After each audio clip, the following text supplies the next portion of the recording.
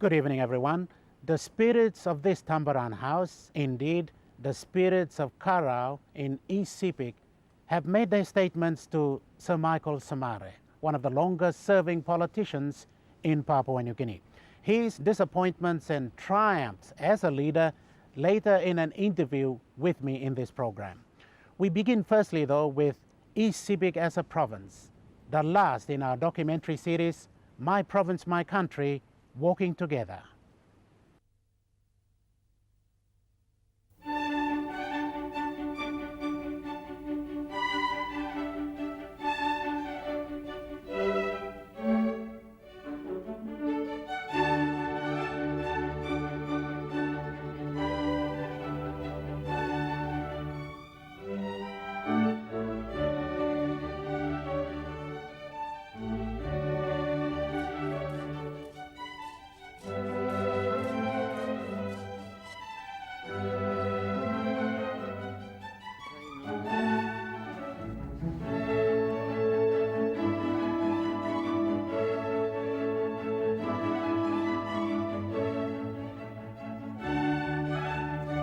Wewak Town, the provincial capital of the East Sepik province. It's a beautiful waterfront town of white sandy beaches, leading to lush green vegetation dotted with coconut trees. The town is spread out with the airport, the hospital, and even a golf course scattered along the southern coastline. It was one of the first entry points by early explorers. Many of the buildings in the town resemble time. The town also became an important strategic point for the Japanese during World War II. Remnants of that military control until 1945 are now a tourist attraction.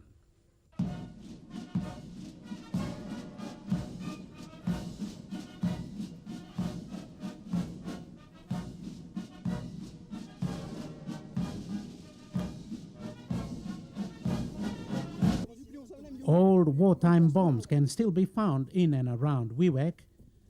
This is quite a job for the Defense Force explosive experts to find and safely dispose of.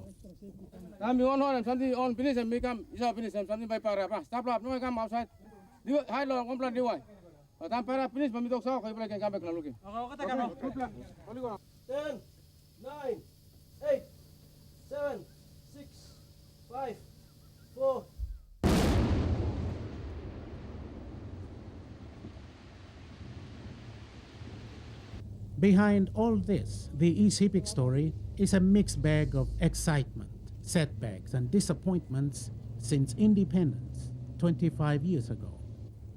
The population of the province has probably reached 300,000 by now. It was 280,000 at last count several years back. One of Papua New Guinea's large provinces, it has a land area of 43,000 square kilometers. The land and the sea form the basis of the people's livelihoods, as is the case with many maritime provinces in Papua New Guinea. In many ways, the people of East Sepik are privileged. Their region is an immense grassland penetrated by one of the world's greatest rivers, the Sepik. Beginning its flow from the Indonesian mountains of Irian Jaya, the Sepik runs some 1,126 kilometers. As it twists and turns towards the sea, it is fed by a number of other big rivers. This is as far away as you can get northwest of Angers' capital, Wabek. Just a few meters to my left is Madang's border. And just a few meters down the Huat River is the East Sepik border. Elam is part of Angers. It has about 300 people. It is Angers' lowest and hottest part. And yes, there are coconut trees here. The people here can be called the Enga Sipiks or the Sipik Engans. The Huad River becomes these people's highway to the coast. There are many tales surrounding the Sipik River. The reality is it sustains the lives of thousands and provides them with a means of transport. Whether it is paying the neighbors down the river a visit or taking village produce to markets.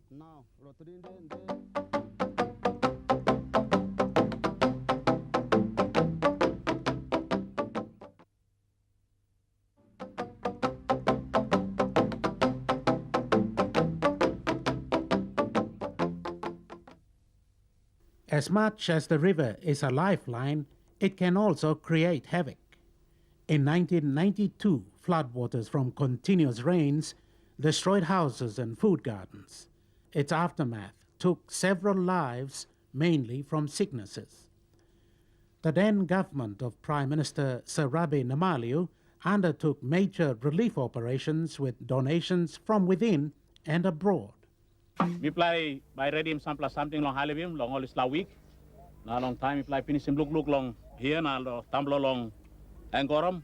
All right, me at one time minister, now Minister of Long Foreign Affairs by Toksabe, long acting administrator, one time secretary, Mr. Nabia, long one of kind halibim and by me play give me come, all yet all can look out him long, now distribute him. A pattern appears to have developed in the time the floods occur. The first major flood was in 1973, another in 1983, and then in 1992. If this 10-year time pattern is consistent, Sipik can brace itself for another major flood in the next 12 to 18 months. On most other days when the Sipik River is friendly, there are visits such as the Melanesian Discoverer, a luxury cruise ship operated by the Melanesian Tourist Services based in Madang. Along the way, tourists are introduced to some of Papua New Guinea's finest craftsmanship. Artifacts, masks, and others are the Sipik people's links with their past ancestors.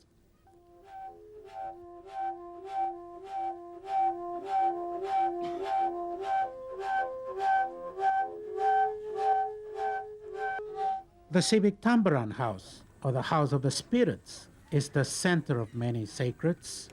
Initiation of boys to manhood is one of those closely guarded traditions.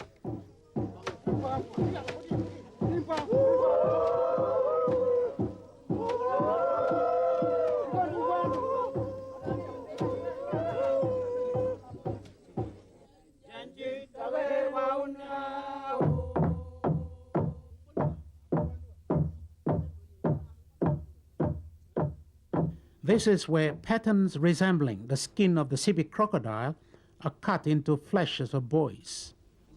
It's a painful ritual symbolizing strength and maturity of the Sipik son.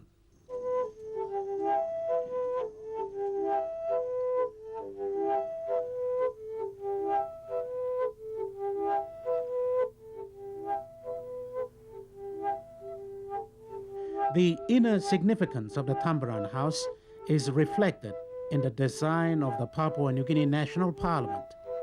There are no spirits inside there, though, only elected members and parliamentary staff.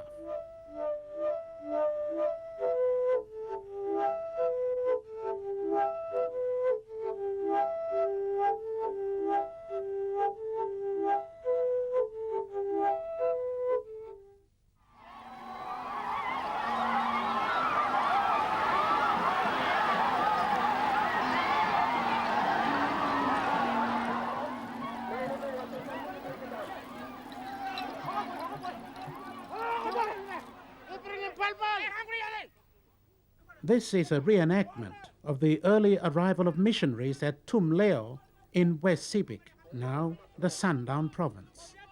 But it was all one Sipik district in those days. Celebrating 100 years of the arrival of SVD, both Sundown and East Sipik welcomed the work of the Catholic Church and the services it provides.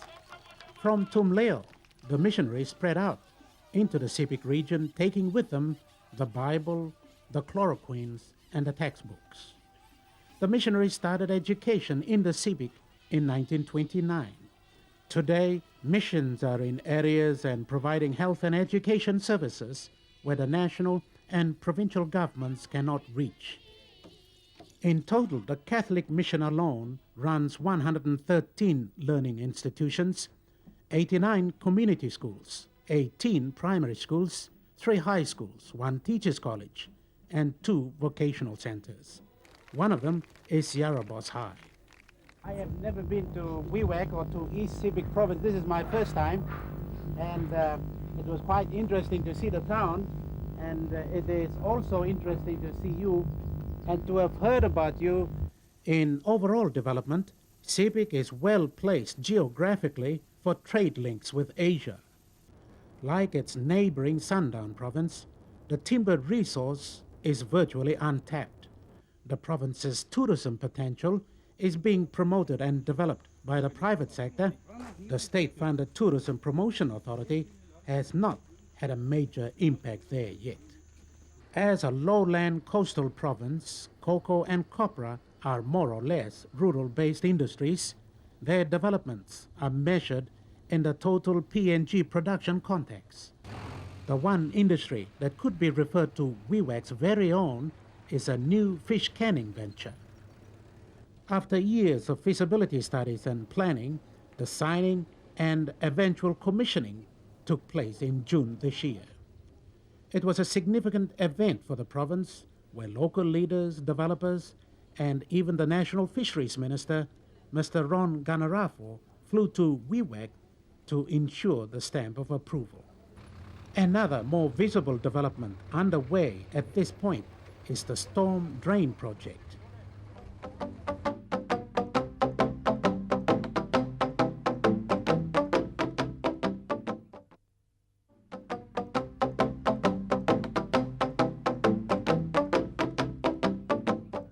Public are complaining to 109 of us, including myself, Chan, myself, Namaliu, and Wingti. We've led the country. We've been the leaders of the country. Are we transparent enough? Are we showing people that we are genuine? Are we giving the direction that the people should follow our examples? The current, and has been for the last 33 years, Sir Michael Somare, the regional member for East Sepik in the National Parliament. The name Somare is synonymous with the Sepik people. It is synonymous in PNG politics before, during, and after independence. We have talked about this day, we have planned for it, worked for it, and looked forward to it. I know that every man, woman, and child of our new nation shares this moment of pride and happiness with one heart to join in celebrating our independence.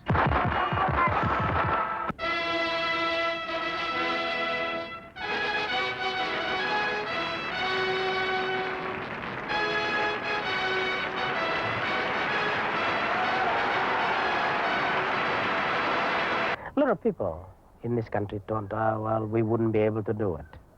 They were talking in terms of 2 or 3 decades, while I was talking in terms of few years. One stage in Australia, I said, I don't see it, you know. I cut out myself with the Prime Minister. I think that's one of my quotations in Australian paper. I never thought, you know, by forming the first political party that we would be able to see it through. But then when I know that I had a lot of support from young Papua New Guineans, I thought, well, I think we should be able to make it. Sir Michael is one of the most respected leaders in the South Pacific. He emerged to the PNG political helm at the time of Ratu Sir Kamesa Samara of Fiji, Gough Whitlam of Australia, Robert Muldoon of New Zealand, and at a much later time, Father Walter Linney of Vanuatu and Solomon Mamaloni of the Solomon Islands. Many call him the Chief, a phrase of respect and high placing in society. Others call him the Father of the Nation. Sir Michael was the Chief Minister before independence and the first Prime Minister after. During his lifelong political career, he held a number of other positions, among them Foreign Affairs, Opposition Leader, and Governor of East Sepik. Yes, he's been a backbencher on both sides of the House too. More has been documented about Sir Michael before and after independence. Papua New Guinea, time he come up, time all money talk, Papua New Guinea not making something. Pangu party, soy more sem, Papua New Guinea people, he got savvy, he got strong. People are mananta be giving one kind savvy, all the same man, he got nerveless skin. Papua New Guinea people today running country, no public service, no private sector. People you know got plenty Papua New Guinea man running all PMV. People you know got plenty Papua New Guinea man, he some development bank loan. People you know got plenty man on Papua New Guinea, he got all kind business. Because Pangu, he thought business from this black country, he must be going to want all people from this black country. We've achieved certain things, but we haven't achieved everything. And now fighting this election, I'd like to be able to go back and make sure that some things that we promised people, would like to be able to implement our promises that we've made to the nation and to the people of this country. Yeah. Very close, huh? That's it. I thought we've been close. Yeah, we've been look together. Yeah. Rob, do you want us to kiss each other too? Well, I mean, that might be a good picture.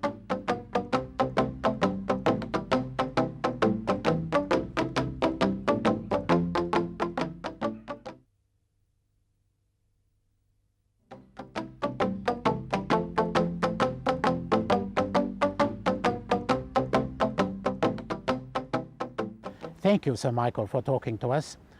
25 years on, and you've been associated with it all the way through. How do you feel on this day? Well, I think we have come a long way. We've come a long way after 25 years. Come a long way in terms of what has happened in the country. We've made a very good progress in a very short space of time. I think what we've also tried to do is try to put 100 years of development into 25 years. But we still have a lot of mistakes to go yet. Mistakes? We've made many mistakes? We've made many mistakes, but I think we've learned from those mistakes and we've tried to, and we still have a very thriving democracy. That's something which is very important. Threatened though, over time? Threatened from time to time, but I think Sunline, yes.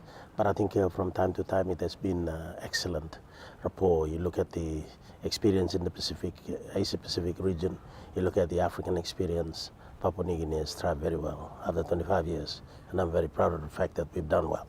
Lessons to be learned from Fiji, Solomon Islands? Yes, I think there are a lot of lessons to be learned about, their type of development and what they're doing and so on and so forth.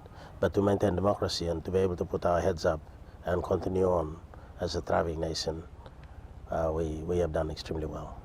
What about economics in Papua New Guinea? How have we done? Well, we've done fairly well. I think the economic management has not been as good as we expected. But in terms of how we have thrived, you go around PNG, nobody is living in poverty. Yes, you probably see the side of poverty, people like to publicize Port Moresby, Mount Hagen, Wewak and other places. But you go back to the roots in the villages, you find that the people still survive. They're cushioned though by the normal village setting, not so much the Western economics. Yes, that's right, yeah. Well, for the villager, yes, so much of a village setting. But for economic management, as you said, economically, the country has done very well.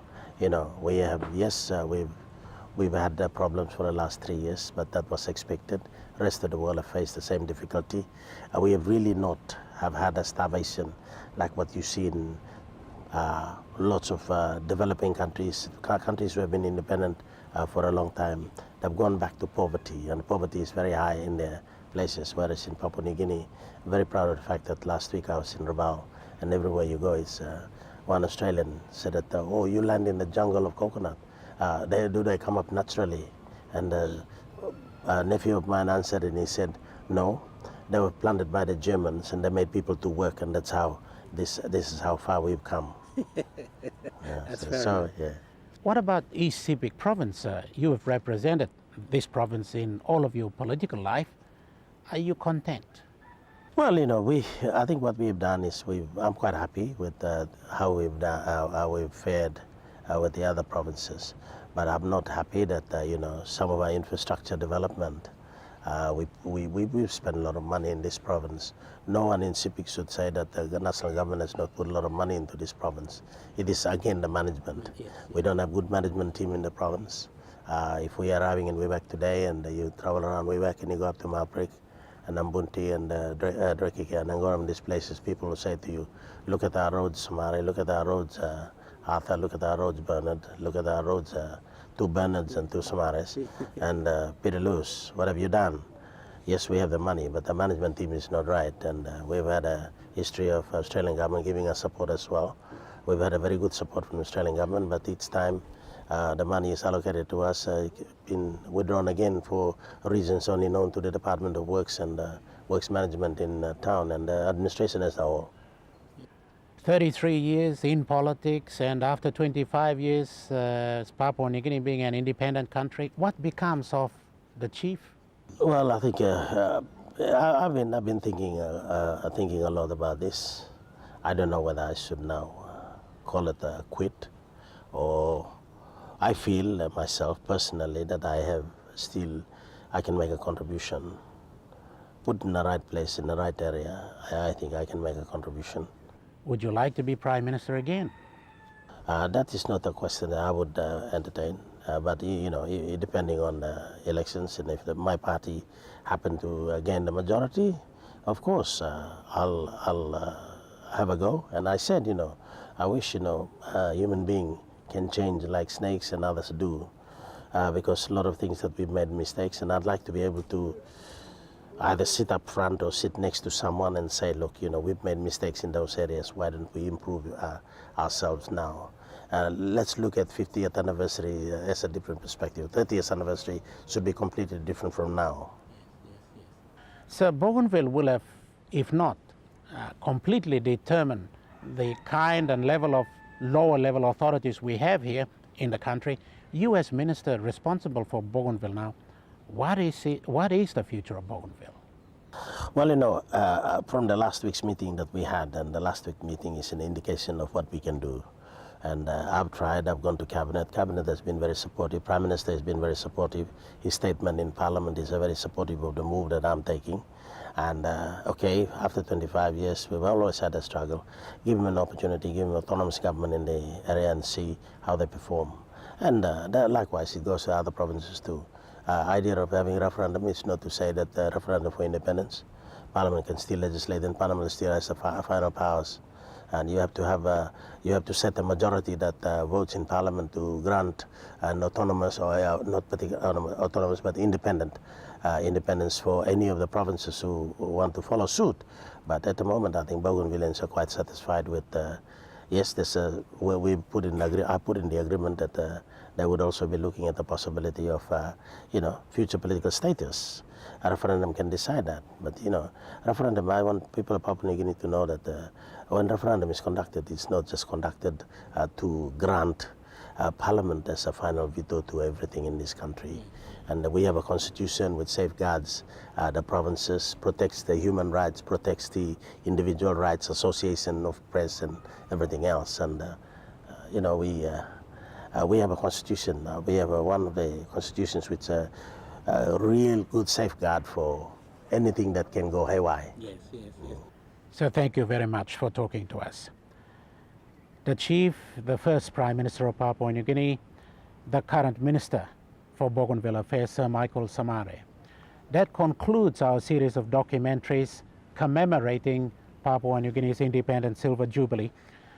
We are sorry we couldn't bring you every aspect of PNG ways of life in these documentaries. We hope that we've given you a glimpse of them anyway, and also hope that these programs have helped you reflect on your own contributions to this beautiful country. Good night.